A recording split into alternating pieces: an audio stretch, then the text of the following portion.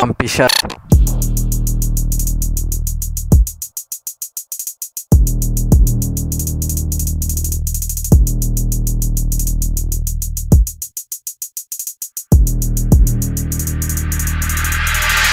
Cartofuliele cu o sănătoasă, și ea e cea mai gustoasă. Castravetele conține vitamine, morcovul te va face bine. 200 de kilograme carbone de zici că sute. Fac o salată și am început să mă simt mai iute.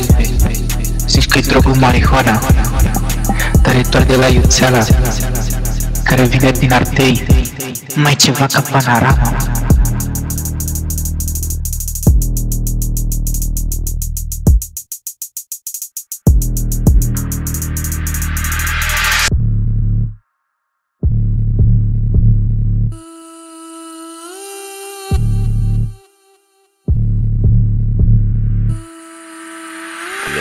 Leguminoasele sunt preferatele mele. Eu mă spăl, eu mă frec cu ele. Verdele intră printre dinți, mai departe ne dăm sfinți. Macacao, curtano, cabela.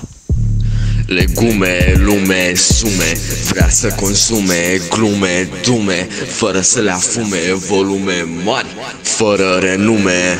Yeah.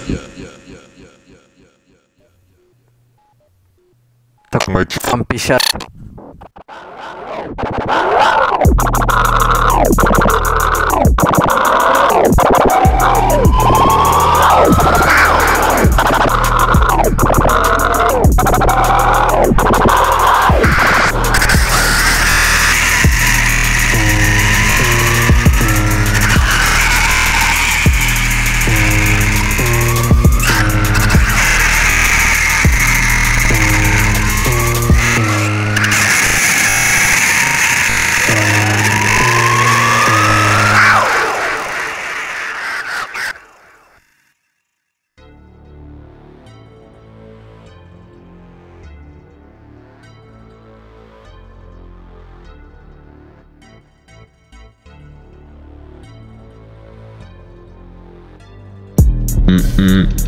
Castravetele se scufundă adânc, la fel ca și roșia mea.